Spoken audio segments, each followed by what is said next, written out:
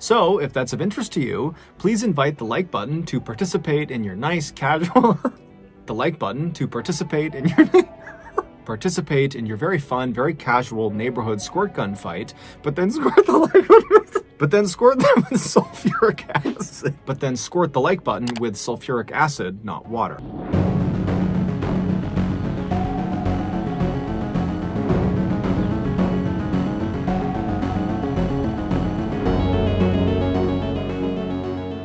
In 2018, a 56-year-old father of four named Tayyeb Suyami was living in a quiet, modest town in New Jersey called Little Ferry. Tayyeb had moved to the United States from Africa back in 1996, and after getting settled in New Jersey, he had landed a job as an accountant for a food importing company. At first, Tayyeb's salary had been enough to provide for the family, but as his family grew, his salary just wasn't enough, and money became a real problem. And so eventually, Tayyeb's wife also got a full-time job, but even then, with two full-time working adults, the family had to stay on a very strict budget just to make ends meet. And that year, in 2018, one of Tayyeb's daughters was getting ready to go to college, and so Tayyeb was forced to refinance his mortgage just to make the initial payments on his child's college bills. But despite his financial struggles, Tayyeb did not let it bother him. He was an eternal optimist who fundamentally believed that in the end,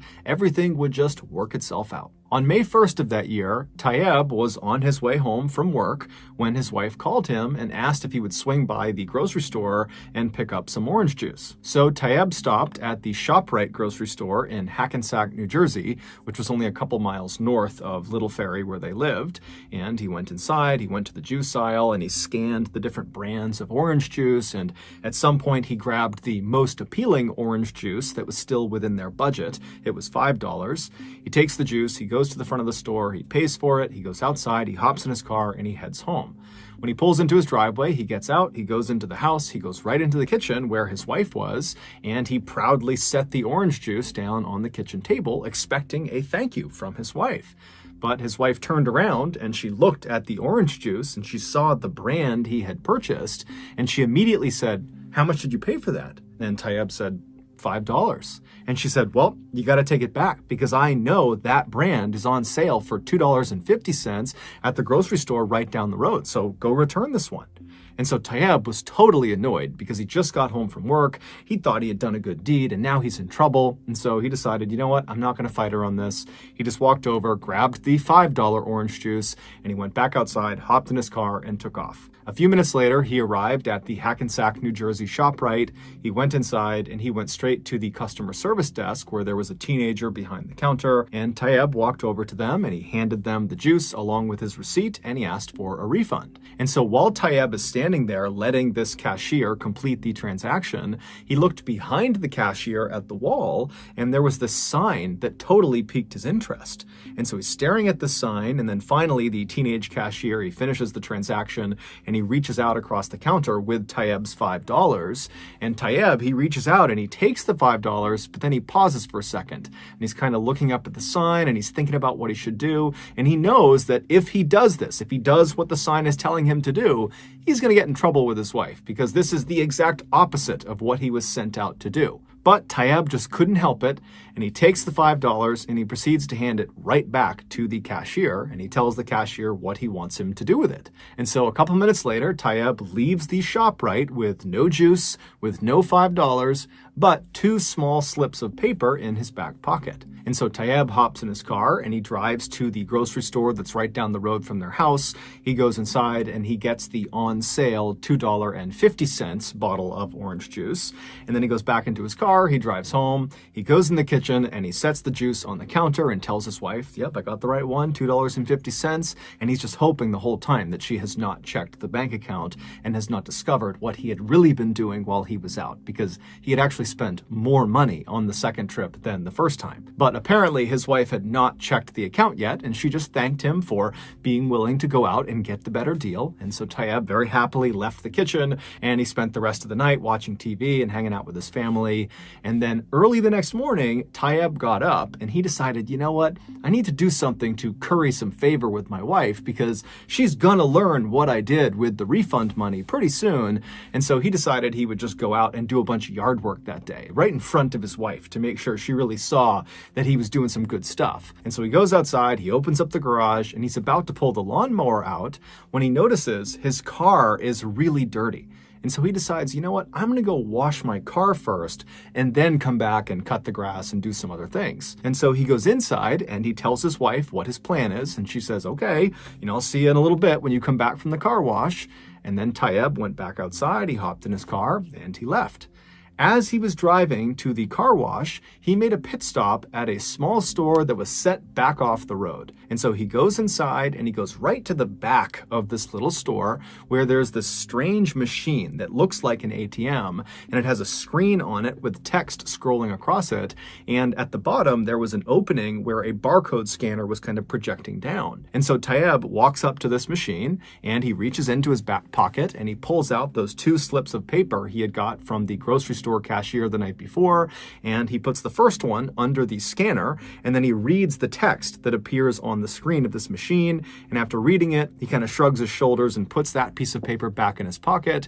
And then the second slip of paper he puts into the scanner, and then when he reads the words that pop up on the screen, he thinks there's been a mistake because all it says is "see receptionist." And so he rescans the second slip of paper to see if something different will happen, but sure enough, again, it just says "see receptionist." And so he pulls the second slip of paper out of the scanner, he turns around and he walks to the front of the store and he hands the paper to the woman behind the counter. Over an hour later, Tayyab pulled into his driveway and he sat in his driveway for a second. He was still shaking from what had just happened inside of that small store.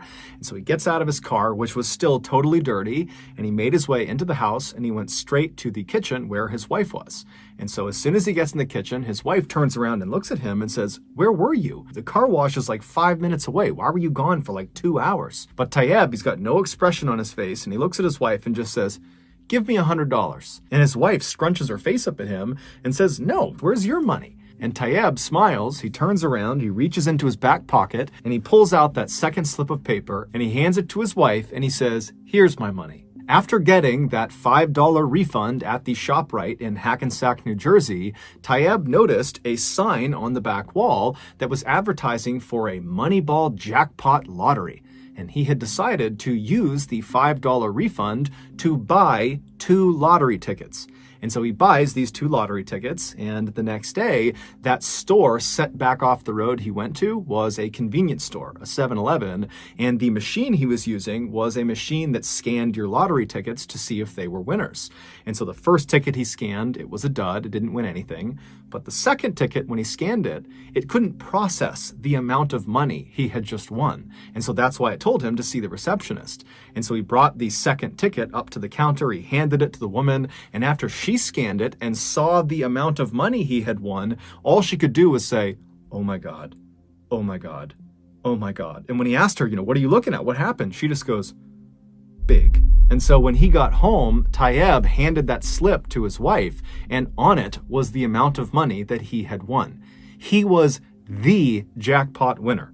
He had won $315 million. Tayyab would say that he and his wife and his kids all laughed and cried and celebrated in the kitchen all night. And within a couple of days, Tayyab had left his job, he retired, and he had paid off all of his family's debts. And at his press conference for the New Jersey lottery, he was quoted as saying, "I love orange juice now."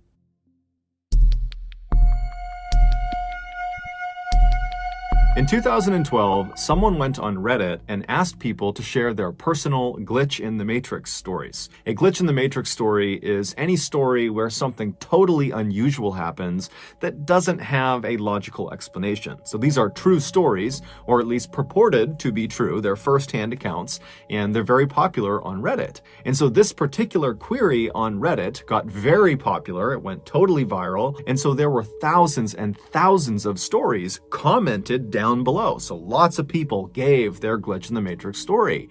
Now, the top comments, so the top stories that were given, were really, really interesting.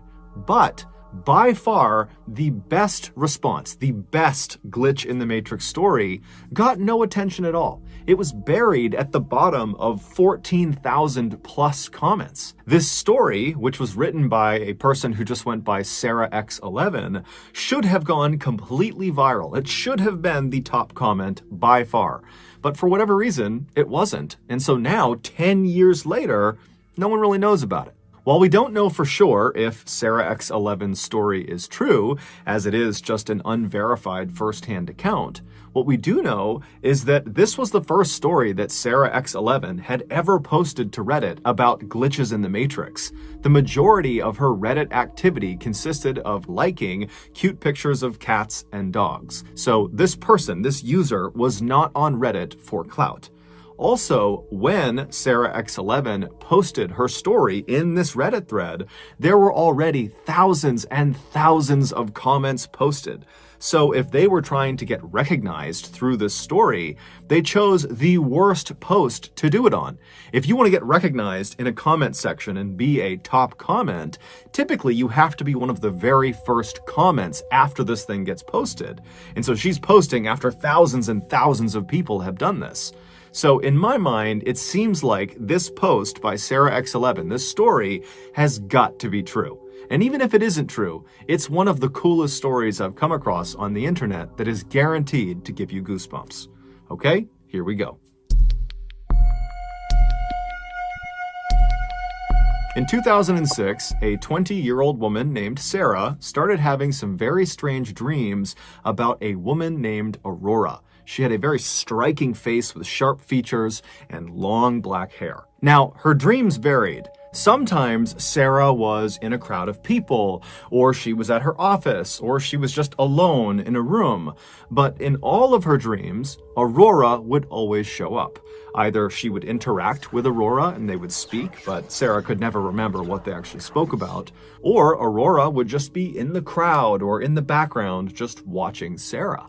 Now, she had these dreams enough that eventually Sarah began to think, I must know someone named Aurora. I must have come across this person, and now they're just kind of manifesting in my brain at night when I'm sleeping. And so she began going through her older posts on social media to look in pictures of her and of her friends to see if there was a woman with striking features and long black hair that was this Aurora person in her dream. But after looking through hundreds and hundreds of pictures, she couldn't find any indication that she had met this person, at least not according to her social media. And so Sarah began just going on Google and typing in Aurora, long black hair, striking features. Has anybody dreamed about this? To see if there were people talking about having this type of dream on the internet. But she had no luck. Eventually, after about 3 or 4 months of having these strange dreams that Aurora was in, Aurora stopped showing up in Sarah's dreams. It was like it suddenly was all over. And so very quickly, Sarah just kind of forgot about it. A few years later, on Halloween night 2009, Sarah and a friend pulled off the highway into a gas station. They had been out with some friends celebrating Halloween, and now they were making their way back home. Sarah pulled into an empty spot right in front of the convenience store, and after they were parked, Sarah and her friend got out, they went inside, they got some snacks and drinks, and then they came back outside and climbed back into Sarah's car. A few moments later, Sarah had turned her car on, she had backed out, and she had driven past all of the gas station pumps, and she was making her way towards the single-lane strip of road that merged out onto the highway. It was how anybody who got into this gas station got back out onto the highway. And so as she's getting closer to the entrance of this short merge road, her phone suddenly rings. What happens next occurred over a span of just a few seconds. So it might seem like this is over several minutes, but this all happened pretty much simultaneously. So she's pulling up to the entrance of this merge road. Her cell phone rings, and because there was no one behind her, it was not a busy night, Sarah decides to just stop her car, put it in park so she can safely take this phone call. And so she stops her car pretty much right in front of the entrance to this merge road, and she picks up her phone, she looks at the number, and she doesn't recognize it, but she picks it up anyways, and she says, "Hello." There was silence on her phone, and as Sarah is saying, "Hello, is anybody there?" another car from the gas station pulls up right behind Sarah's car, and they start honking their horn immediately. They're in a huge rush. And so Sarah, who's totally embarrassed that she's blocking traffic, she hangs up the phone, she puts it down, she puts her car back in drive, and she hits the gas. But this driver behind her is apparently in such a rush, they're so impatient, that they actually swerved around her, driving on the dirt off to the side of the road just to get around her, and then they sped off down the merge road back onto the highway. And literally, seconds later, another car that was already on the highway, a silver Honda Civic, lost control and smashed into this car that had just passed Sarah's car. So there's this huge car accident literally right in front of Sarah and her friend, who have now stopped the car. They're right at the end of the merge road looking at this horrible accident that they narrowly escaped. Sarah put her car back in park, she picked up her phone, and she called the police. When the police showed up a few moments later, they took down Sarah and her friend's version of events, and then a little while later, after the ambulances had left and after the two cars had been pulled off of the highway, one of the police officers pulled Sarah aside and told her that the driver of the Honda Civic and the driver of the car that had swerved around her had both been killed in the accident. Shocked, the only thing Sarah could think to do was to call back that number she didn't recognize that had effectively stopped her from getting onto the highway and maybe even stopped her from being hit by that Honda Civic. And so she wanted to talk to this person and thank them for saving her life. But when she called the number back, the person did not pick up. However, it went to her voicemail, and it said, "Hi, you've reached Aurora. Leave your name and number after the beep." Sarah could not believe it. She said she had never felt goosebumps like that in her entire life. The next day, Sarah tried calling the number again, and this time the woman, Aurora, answered the phone. The two got to talking, and Sarah explained her crazy dreams and now this crazy car crash thing and how it's all connected. And Aurora would tell Sarah, like, "That's amazing. This is a crazy story you're telling me, except I didn't call you last night. I have no idea how you got my phone number." And so at the end of this phone call, the two women really had not reached any sort of explanation for how this came to be, how they came to be talking.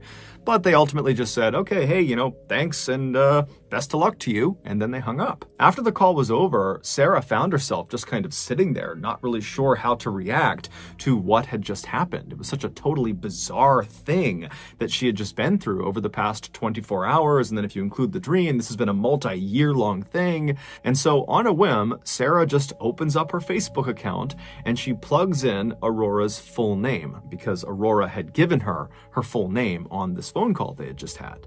And when she looked at her phone, when the results came in, Sarah nearly fainted. Right at the top of the results page was this woman, Aurora's Facebook account, and her profile picture showed her face.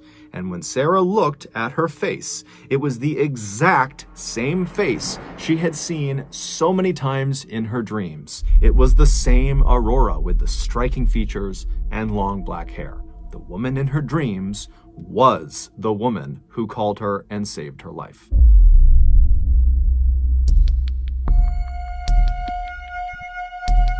On the evening of January 6th, 1982, a man named Harold Bray, who was a sheriff in Jefferson County, Colorado, which is an area just west of Denver, arrived at the Denver airport. Harold was running late because his commute into the airport had been treacherous because Denver and the surrounding areas were all getting pounded by a snowstorm. After running into the terminal and getting checked in and getting through security, he made it to his gate right as they were boarding the plane. Feeling very relieved, Harold joined the queue of other people that were getting on the ramp to go down into the plane, and then just a couple of minutes later, he stepped on board and he found his seat, which was located at the front right side of the plane. He sat down in his seat, he buckled in, and then he grabbed an in-flight magazine from the back pocket of the chair in front of him, and he waited for takeoff. 15 minutes later, as the plane was rumbling down the runway at full speed, Harold looked out the window.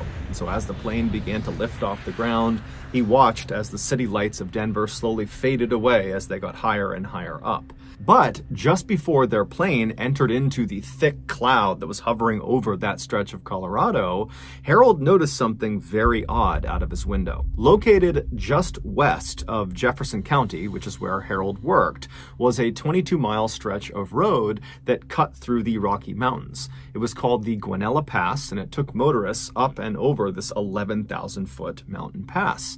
Now, this was a beautiful scenic drive that Harold was very familiar with, but this road was not maintained in the wintertime. So if there was snow on the ground, you simply could not get through this pass. It was impossible. Yet, as Harold looked out of his plane window down to Jefferson County below, and he kind of scanned his way west up into the Rockies, he saw there were clearly a car's headlights on the Guanella Pass. And so Harold's thinking to himself, why in the world would anyone be on the Guanella Pass in the middle of this huge snowstorm? It didn't make any sense. But as Harold watched this vehicle, he saw what was going on. Whoever was in this vehicle was holding a flashlight out of their window, and they were shining the light straight up into the sky, flashing it on and off, signaling distress. This motorist was trapped. Harold knew the likelihood of another plane happening to fly over this area and looking down and seeing those lights and recognizing them for what they were, an emergency, were slim to none. So Harold knew if he didn't act quickly, this motorist was doomed. And so Harold quickly got up from his seat, he climbed over the person next to him, he got into the aisle, and he waved down the attendant, and then after the attendant ran over, Harold explained who he was and why his experience as a sheriff told him that this was an emergency. And so the attendant took him very seriously. They turned around, they went into the cockpit, and they told the pilots, and the pilots used their radios to call down to authorities on the ground. And then just a couple of minutes later, the fire department was dispatched to Guanella Pass. 15 minutes later, the fire chief, a man named Dave Montoya, who was driving in a four-wheel drive SUV, arrived at the start of this 22-mile stretch of mountain pass, and as they're driving through the whipping snow, he sees up ahead the headlights of the stranded vehicle. And so he drives right up alongside this vehicle, which was a small pickup truck that had clearly slid off the road and gotten stuck in a big snowbank. And so Dave, he parks his SUV, he hops out, and he rushes over to the driver's side window of this vehicle. And inside was a terrified-looking 30-year-old man named Alan Phillips, who was a mechanic who lived in the Denver area.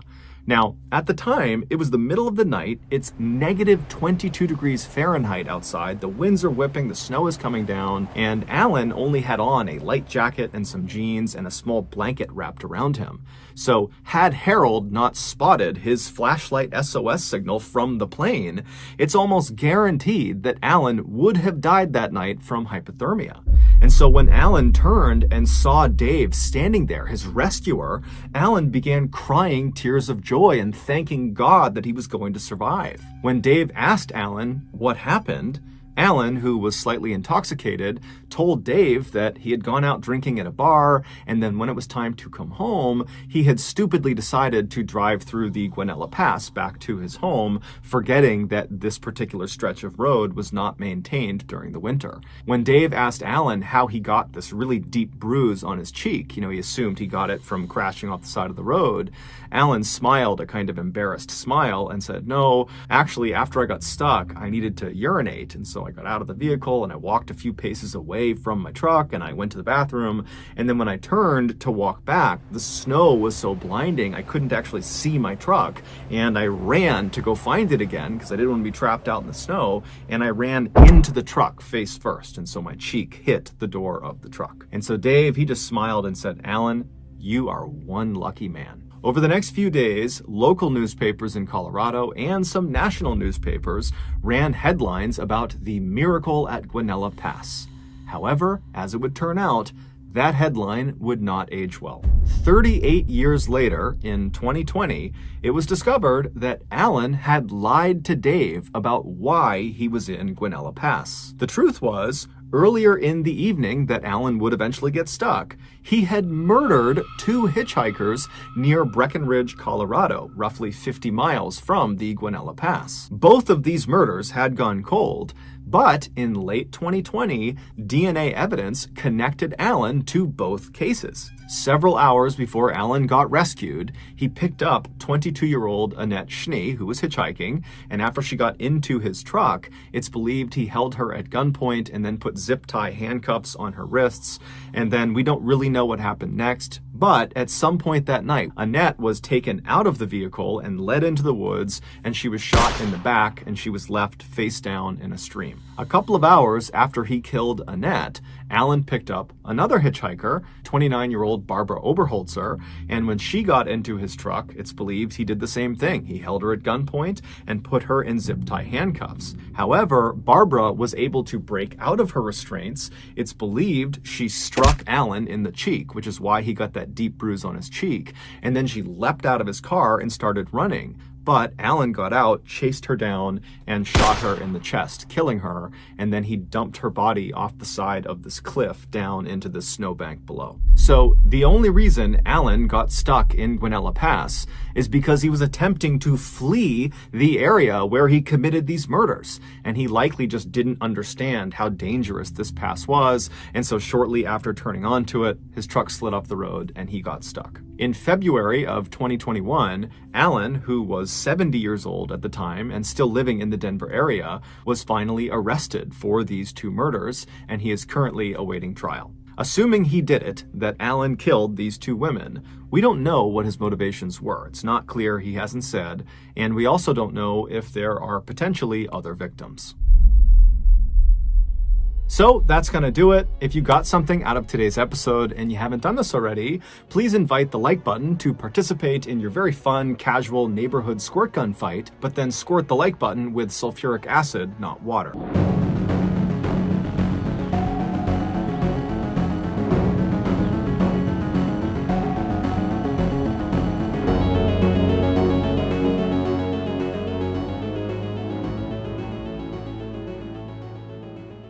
In 2008, 22-year-old Julian Buchwald was living in a small rural town in southern Australia called Budgeree. He lived there with his parents, who owned a small house on a massive 1,200-acre plot of land, which for reference is about 2 square miles. However, this land was made up mostly of thick brush and forested areas, so for the most part, they just stayed close to their actual house.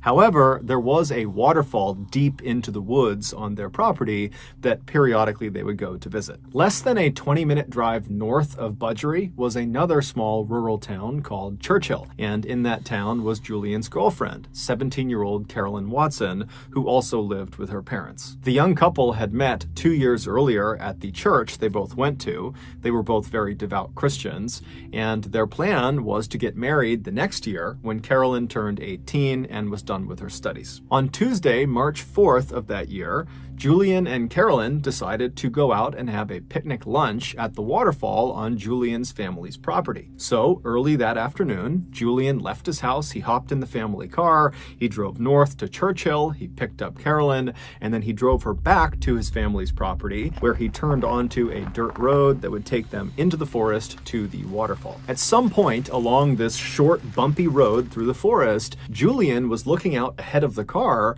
when he spotted what looked like roadkill on the side of the road. And this roadkill, it looked bigger than he was used to seeing in this area. And so he stared at it as the car kind of rolled past it. And right after they had driven past the roadkill, he turned to Carolyn and said, hey, there's some really weird roadkill on the side of the road right over there. And so Carolyn, who really didn't care, she kind of slowly looked up and turned around and looked, but she didn't see it. And then after that, the two of them did not discuss the roadkill any further. And so Julian just continued to drive along this dirt road until the road kind of opened up into this big clearing, and in the middle of this clearing, which was basically this field, there was a small pond with a 10-foot high waterfall feeding into it. This was the waterfall. And so Julian parked the car right at the end of the dirt road, right on the edge of this clearing, and he and Carolyn got out. They went around to the back of the car, they got their picnic supplies out of the trunk, and they set up their picnic lunch right on the edge of this pond, looking up at this waterfall. And they were there for about an hour, just kind of enjoying each other's company. And then around 2:30 p.m., they realized it was time to go because they had told their family they'd be back by 3. And so they packed up all of their picnic stuff. They went back to the car. They put it back in the trunk. They hopped back inside the car. Julian turned it on. He turned the car around, and they began driving back down the dirt road that had brought them in. And as soon as they began driving down this road, Julian remembered the strange roadkill he had seen on their way in. And he decided that he wanted to stop and get out and actually go up to it. And so as they're driving along, he looks over at Carolyn and says, "Hey, do you mind if I stop the car when I see the roadkill so I can go look at it?" And Carolyn looked at him and she's like, "Okay, but remember, we have to be back by 3 p.m. That's what we told our families, so please be quick." And so Julian said, "No problem." And so he continued driving along, scanning for this roadkill. But after driving for several minutes, he had not found the roadkill yet. And he started to become worried that he had just driven past it without realizing it. And so he stopped the car. They're pretty close to the end of this dirt road. They're almost back to Julian's property. But he stops the car right in the middle of this dirt road. And he turns to Carolyn and says, "Hey, I think I drove past it. Do you mind if I just hop out and run back?" And so Carolyn was totally annoyed that this roadkill viewing was really becoming quite involved.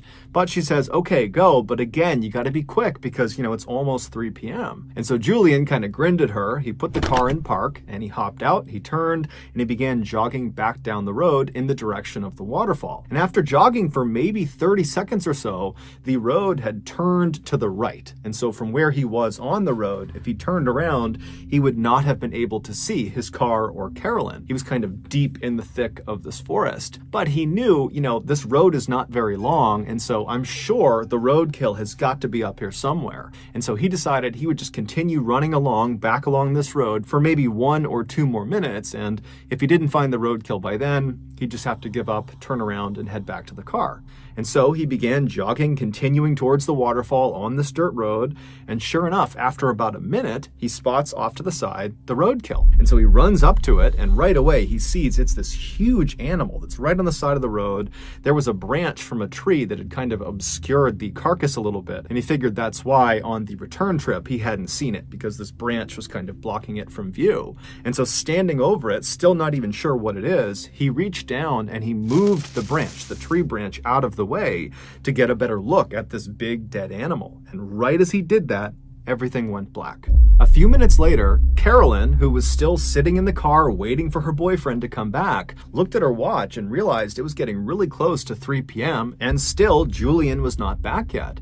And so feeling kind of annoyed with him, she sat up in her seat and turned around and looked out the rear window of the car, expecting to see Julian come bounding down the road toward her. But when she looked out the back window, all she saw was this dirt road that kind of bent off to the right out of view and thick trees everywhere. Her boyfriend is nowhere to be seen. Annoyed, she turned back around and sat facing forward again, but began periodically looking in the side view mirror, expecting Julian to pop up at any moment. But after several more minutes went by and still Julian had not come back yet, her annoyance turned into concern. Was Julian actually okay? And so she decided, it's almost 3 p.m. now. We got to get back. I need to get out and actually go investigate and see what's going on with Julian and this roadkill. And so she opened her car door, she stepped outside, she stood up, she turned, and she looked down the road in the direction it turned to the right towards the waterfall, and she froze because there was something standing right in the middle of the road that her brain simply couldn't process. She wanted to turn and run. She wanted to scream for help,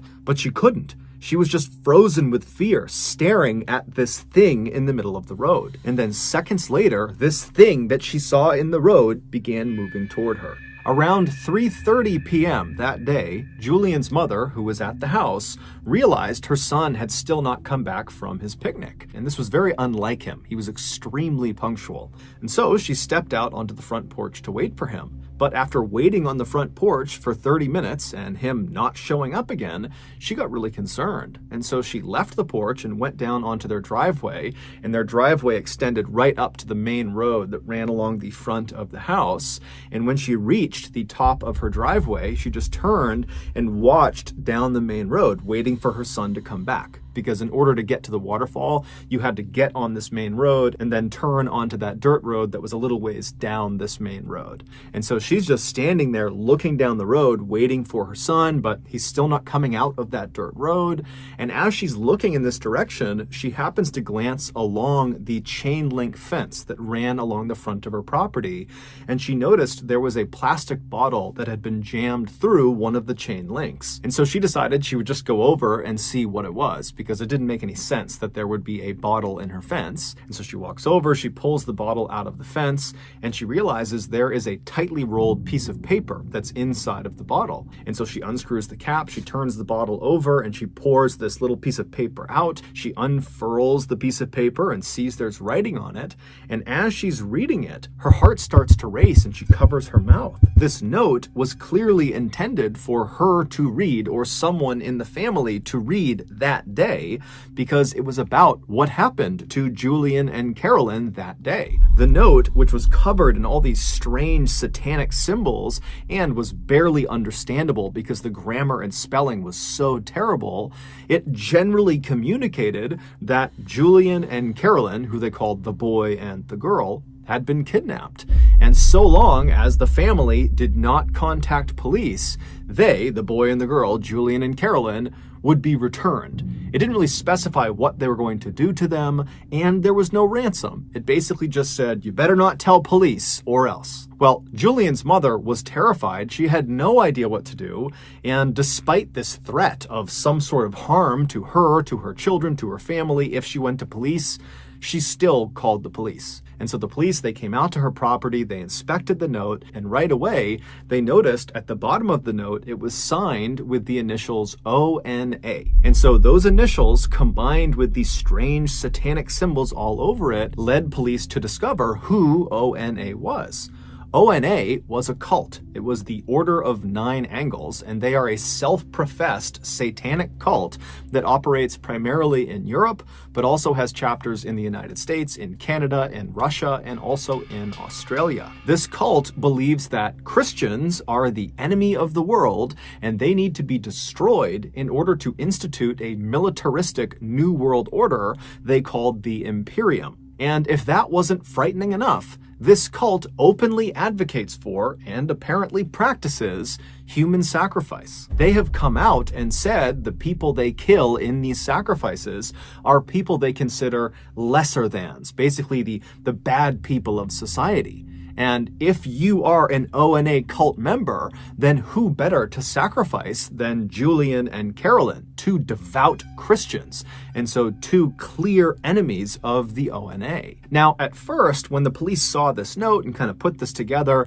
they're thinking, this has got to be a prank. I mean, Carolyn and Julian have only been gone for a couple of hours at this point, and all we have is this note in a bottle stuck into the fence. This does not seem like some huge conspiracy of a cult coming in here and snatching these kids to commit some human sacrifice. But when Carolyn's parents found out about this note and how they were still missing, they would tell the police, 10 days ago, we received a letter in the mail that had strange satanic symbols all over it, and it really didn't make any sense. It basically was threatening them not to go to police, but 10 days ago, they had no reason to go to police, and so they just didn't really understand why they received this message or who had sent it, and so they had just kind of dismissed it and not told anyone. But now, with these two notes looking nearly identical, it seemed fairly obvious that whether it was the ONA or some other person or group, whoever was behind the kidnapping of Julian and Carolyn had clearly been watching both of their properties prior to the attack,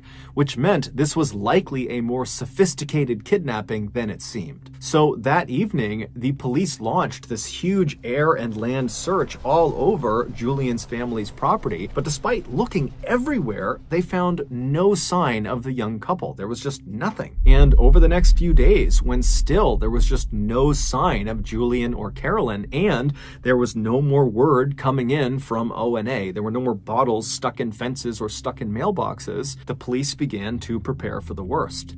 Then something totally unexpected happened. On March 11th, so 7 days after Carolyn and Julian went missing, a farmer was driving along this winding back road up in the mountains right near Alpine National Park. Alpine National Park is this very rugged, mountainous place that's about 250 miles to the north of Budgery. And so as this guy is driving along this road, which is very heavily forested on either side, he sees up ahead this young man and young woman who are barely wearing any clothes come stumbling out of the forest and kind of plop down on the side of the road. And so concerned they're hurt or they're lost or something, the farmer rolled right up next to them and he rolled his window down and asked, hey, are you guys okay?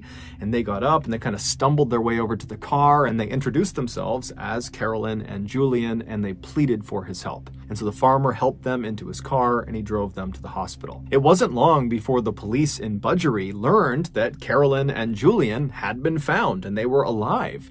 And so very quickly they rushed up to that hospital near the national park. And when they got there, they spoke to doctors who would say, Carolyn and Julian are very traumatized. They're horribly sunburned. They're covered in bug bites. They got cuts and bruises all over them, but they're okay. They're going to survive. And so the police went into Julian and Carolyn's room. And at first, they just talked to them for a couple of minutes to really see that they were okay. And after feeling pretty confident that they were, they said, look, I don't mean to just jump right into the trauma you've just experienced, but we really need any information you can give us about what just happened. Who did this to you? Who brought you out here? Because if it's ONA and they're out in the Alpine National Park, we need to know about it. We need to get out there and we need to stop them. And so Julian and Carolyn would both independently sit down and tell the police what happened to them. And so the following is the combined story of these two accounts that they gave police. But before we get into that, I want to tell you about today's sponsor, Current. Banking is one of the few industries that has yet to be modernized by technology. It's dominated by a bunch of old companies that would happily take you out on a nice seafood dinner and never call you again. But with Current, which is the future of money management, you'd get that call back and they'll even give you directions to Bell's Canyon. Because Current was built from the ground up with you in mind. They want you to get your money faster, they want you to move your money faster, and they have the tools to help you spend and save your money better than ever. With Current, there are a bunch of perks, but a few of them include getting your paycheck 2 days earlier, not getting charged overdraft fees up to $200, and there are no minimum balance fees. Also, Current's savings plan, just called Interest, comes with a whopping 4% APY, which in layman's terms means it will generate you 60 times the American national average. And if that wasn't incentive enough, Current and I are once again giving away $500 to 10 of you. All you gotta do is sign up using my code Ballen500. So go download Current today and use my code Ballen500 for a chance to win the money. Okay, back to the story. And so again, here is the account that both Julian and Carolyn gave to police. 7 days earlier, when Julian had gotten out of the car and ran back down the road to that dead animal on the side of the road, and he had reached down to kind of get that branch out of the way to get a better look at this thing, he heard sudden movement behind him, and as he turned, he didn't have a chance to see what was behind him, but he felt something hard smash him in the back of the head, and it knocked him unconscious. When he woke up, he knew right away that a significant amount of time had passed, that he had been unconscious for what must have been several hours, because now it was dark out, and when he was struck, it was broad daylight, and he looked around him and he had no idea where he was. He was in the middle of this forest, he had no clothes on, his wrists and his ankles were tied together, and he moved around and he realized he had been tied to a tree that was right behind him. And so he's got no idea what's going on, he has no idea where he is, he's looking around, he doesn't see anyone, and then amazingly, when he looks down, right next to him, underneath some leaves, is a knife. And so he's thinking, how in the world is there a knife right next to me? This almost seems like it was placed to be here for me. But either way, he reaches down with his hands, he picks this knife up, and he's able to cut the restraints off of his ankles, and then he's able to cut the restraints off of his waist, and then he stands up and he's able to kind of cut off the ones on his wrist, and then he's free. And so he takes this knife, and he has no idea where he's going, but he needs to get away. He doesn't know if whoever brought him here is going to come back. And so he just picks a direction and he starts running. Shortly after Julian had been struck in the back of the head after looking at that dead animal carcass, Carolyn was still sitting in the car, and she was starting to get annoyed and kind of worried about Julian. And so she gets out of the car, she stands up, she turns, and she looks down the dirt road where it kind of bends off to the right. And standing in the road, maybe 10 feet away from her, is this man wearing all black. He's got a black balaclava over his face, and he's looking right at her. And so she's so scared, she just frozen to the spot. And then this guy charges her, he tackles her to the ground, and then once she's on the ground, he rips all her clothes off, and then he binds her wrists, her ankles, he ties them together so she's hogtied, and then he puts a blindfold around her eyes. And so she's lying on the road, she can't move, she can't see anything, and she hears her attacker run off down the road. And then a couple of minutes later, she hears a car approaching, and it stops right near her. And then she hears the sound of a car door opening, someone walking up to her, and then they pick her up and they put her in the trunk of this car. They shut the trunk, and then the car kicks into gear and it starts driving away. And so for hours and hours, she lay in the trunk in this horrible position where the circulation to her wrists and to her ankles were cut off. And so she's getting shooting pain in her limbs, and it's totally uncomfortable. And then after several hours, the car eventually turns on to some really bumpy road, and then it comes to a stop. And then she hears the sound of the driver open the door. They walk around to the back of the car. The trunk pops open, and then this person pulls the blindfold off of her eyes. And she sees, even though her eyes are taking a second to adjust, that it's the man with the balaclava on, and he picks her up and he throws her on the ground. And then after he shuts the trunk, he walks over to Carolyn and he grabs her by the wrists and he begins dragging her into the woods. And so as she's being dragged, Carolyn is thinking, I'm about to be killed somewhere in the middle of the woods. There's nothing I can do. I can't go anywhere. I can't do anything. And after several minutes of being dragged, she gets dropped. And then this man with the balaclava, he walks back to the car and he gets a shovel. And when he walks over to her, he makes a special point of showing her the shovel. And then he rolls her onto her side so she's positioned in such a way that she can see what he's doing. And then right in front of her, he takes that shovel and he begins digging a hole in the ground. And so Carolyn's watching him and she's thinking, he's digging my grave. And so for several hours, Carolyn just laid there wondering what was going to happen to her as this guy dug this hole deeper and deeper into the ground. And then finally, when the hole was apparently deep enough, the guy got out of the hole, he dumped the shovel, he walked over to her, he picked her up, and he threw her into the hole. And so Carolyn at this point is literally anticipating death at any moment. She doesn't know how he's going to kill her, but she thinks it's going to happen any minute. And so she wriggles herself onto her knees and does the only thing she can think to do, which is just to pray. And so as she's sitting there kneeling and praying, she hears the sound of her attacker walking off. Now, the hole was deep enough that she actually could not see where he was going, but she could clearly tell he was walking away. It was almost like her prayer had been answered, that this guy was going to leave her alone. But even with this guy potentially gone, she was still in a perilous situation because she's stuck in this hole. She can't go anywhere. She's still tied up, and the temperatures are dropping rapidly, and she's got no clothes on. After Julian had managed to free himself from his restraints with that knife that he found, and after he had turned and just started running in a general direction, he had begun yelling out for help. He knew that by yelling out, he very likely could be alerting the person who had brought him here. But he's thinking, it's freezing, I don't have clothes on, I have to get help right now. And maybe Carolyn is out there. And so he's just kind of yelling out for help. And at some point, a voice yells back to him, and it's a voice he knows very well. It's Carolyn. And so in the darkness, he's kind of fumbling through all the trees and he's listening for Carolyn's voice. And finally, he reaches her and he finds her in this hole, hogtied, screaming out for him. And so there's this moment where he kind of explains what happened to him, and she's trying to explain what happened to her, but they're just so scared that this attacker is going to come back that Julian just hops into the hole, he cuts her restraints, and then Julian helps Carolyn out of the hole. And at this point, Carolyn can barely walk because the circulation had been cut off for the most part to her legs for the better part of 6, 7, 8 hours at this point. But still, they're desperate to get out of here. So Julian's kind of holding Carolyn up, and they begin to walk away from this hole site. And as they're leaving, they begin scanning around the area in case, this attacker has left something else on the ground, because Julian had said, I found a knife near where I was being held. And sure enough, as they're leaving, not far from the hole, they spot lying up against a tree a sleeping bag, and rolled up inside of the sleeping bag was some food and some water. And so Julian and Carolyn, they can't understand how in the world this has happened. Both the horrible luck of being kidnapped and brought out here, and the unbelievable luck of finding life-saving supplies just laying nearby. But either way, they grab the sleeping bag, they grab the food and water, and they take off running. For the next 48 hours, the couple roasted during the daytime when the sun was out because the temperatures would climb significantly. There wasn't much shade where they were walking around, so they're getting horribly sunburned.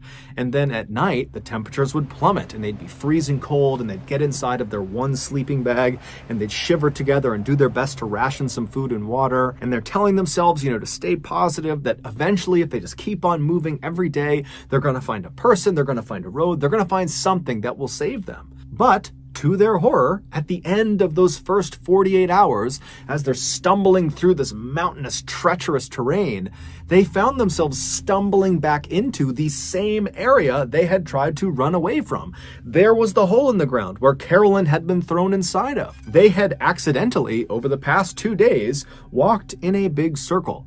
Now, luckily, when they arrived back at this site, there was no one there. The attacker was long gone, and it would turn out this accident likely saved their lives, because as they looked at this site, they saw propped up against a tree was a backpack. And so they ran over to the backpack, they opened it up, and there was food, water, some clothing, and a map of the area. Now, again, the couple is totally dumbfounded why they are just happening to find these life-saving supplies right when they need them.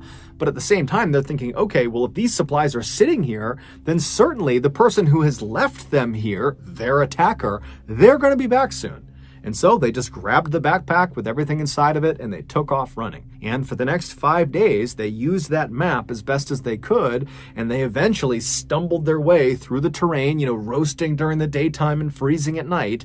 And eventually they reached that road where they stumbled out, and the farmer driving along the back road, he spotted them and he brought them to the hospital. After hearing this story, the police very quickly organized a massive search around the area of Alpine National Park where the farmer picked up Julian and Carolyn, because they're thinking, okay, it's got to be right around here that we'll find the man in the balaclava that might lead us to the ONA, or maybe he's not connected to the ONA, but whoever he is, we need to find this guy. And so the police, they go out, they do this huge search. They don't find the man with the balaclava. They don't find any sign of the ONA, but they do find that area where that hole had been dug that Carolyn had been thrown in. And when they searched that area, they found the shovel, they found some rope, and they found some duct tape. And when they brought that in to be examined, they couldn't believe what they discovered. All of those items belonged to Julian, which meant either the kidnapper had taken all of these supplies from Julian right before going out and perpetrating this kidnapping, or, much more likely, Julian had supplied these things to the kidnapper and so was involved in some way in this kidnapping. And so the police went to Julian and confronted him with this information and said, "You're not telling us everything because these are your items." And at first, Julian would completely deny any accusations that he had anything to do with this. But after some very serious police pressure was put on him, he cracked. The following is the real story of what happened.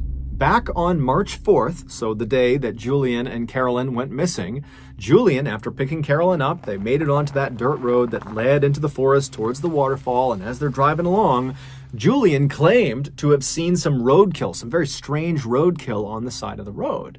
And so when Carolyn kind of turned around to look and didn't see it, Julian made it seem like, oh, well, we drove past it, that's why you didn't see it. But in reality, there was never any roadkill. That was completely made up. There was no roadkill. All Julian was doing was creating something that would allow him to then get out of the car at the end of their trip. And so they drive the rest of the way into the waterfall, they have their picnic, they turn around, they head back, and then again, Julian says, "Hey, Carolyn, do you mind if I, get out to look at the roadkill?" And so she says yes, and then he acts like, "Oh, we must have driven past it, so I need to get out and run back if I want to go see it." So Carolyn, she's not thinking it's totally strange, she says okay, and so he hops out and he runs his way, he goes around that curve in the road out of sight, there's no roadkill. Instead, he makes his way to a tree where days earlier he had stashed his all-black outfit, his black balaclava, and his knife, his shovel, his rope, his duct tape. It was all stashed in this spot that was going to be out of view of where Carolyn was. And so after getting all dressed up, he turned and began walking back towards Carolyn and his car. And when he turned the corner, he saw Carolyn was already standing outside of the car. And so he charged her, he tackled her to the ground, he ripped her clothes off, he hog-tied her, he threw her in his car, and then he got all of his supplies, he threw those in the car too, and he began driving away. And for 6 hours, he drove north all the way up to Alpine National Park. And then when he got there, he found a road that would kind of go off the trail a ways into the forest, at which point he opened the trunk, he pulled Carolyn out, he threw her on the ground, he dragged Carolyn into the woods, and then with her blindfold off, he made sure to show her the shovel, and he began digging that hole to give her the impression that he was going to kill her and bury her. He really wanted her to be totally terrified. And then after he had dug this hole, he dumped her into the hole. And then when she couldn't see what he was doing because she's deep inside of this hole and she's all tied up, he ran away. And when he was far enough out of view, he took off all of his clothes and kind of stashed it near a tree.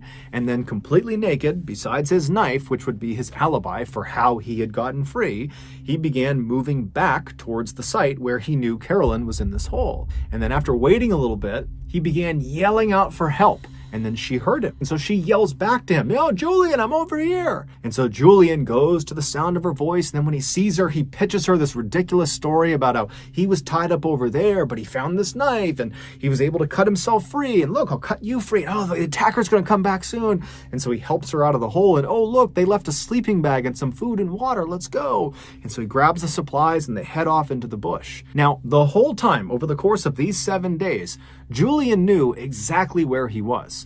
And so when they accidentally went in a circle and arrived back at the site where the hole was and then found that backpack that had more food and more water and some more supplies, that was intentional. That was not an accident. He had left the backpack there, and so that's why they had doubled back. And then 5 days later, after scampering through the wilderness, they magically found the road. But again, Julian knew where the road was. He had intentionally stayed out for the days that they were out there. And so after Julian tells the police all this, they say to him, was Carolyn in on this? I mean, did she know this was going on? And he said no. The whole time she believed they were getting stalked by their attacker. And if they ever caught up to them, they would be killed. And so the police are like, okay, well, why did you do this? Julian would say, he and Carolyn were both very committed to their faith, and they both believed in not having sex before marriage. But over time, Julian had gotten to the point where he just couldn't wait any longer to have sex with Carolyn, and they weren't scheduled to get married for another year. And he just did not think he could wait a full year before they could finally have intercourse. And so he had staged this entire kidnapping in order to hopefully coerce Carolyn into having sex with him. And so while he and Carolyn were out on the run in Alpine National Park for those 7 days and nights, they were not wearing any clothes or barely wearing any clothes. And at night, they only had that one sleeping bag that Julian had intentionally staged in advance. He knew they would have that one sleeping bag. And so they would climb into that bag at night because it's freezing cold out. And as they're laying there right on top of each other, he would say to Carolyn, "We need to have sex in order to produce enough heat that we don't freeze to death out here." But Carolyn, despite the circumstances, every time said no. And so after 7 days of trying to convince Carolyn that they had to have sex, it was a matter of life or death, and that if they just said their vows, that under the eyes of God, they would be considered married and sex would be okay at that point, despite all of his best efforts, every single time, Carolyn just continued to say no, no, no. And so at the end of those 7 days, Julian finally just gave up. And so that's when they magically made their way out to the road and were rescued. Julian would also tell police that he was the one who wrote those notes prior to the kidnapping in hopes that they would believe the Order of the Nine Angles was behind all of this and he wouldn't get in trouble. Prior to his trial for kidnapping, Julian was out on bail and he decided he would just try to flee Australia. And so the way he did this is he dyed his skin a darker shade, and he also dyed his hair darker, and then he attempted to use a fake Indian passport to go to India. And he was able to fool Australian authorities, but when he arrived in India, he was immediately found out and he was extradited back to Australia, where he would stand trial. And in 2009, he was found guilty of kidnapping along with a host of other obscure charges, and he was sentenced to 7 years and 9 months in prison. So that's going to do it. If you got something out of today's episode and you haven't done this already, please invite the like button to come on over your house for a nice, fun, casual game night. And as soon as they step inside, immediately ambush them, handcuff them to the bed, and have a priest perform an exorcism on them.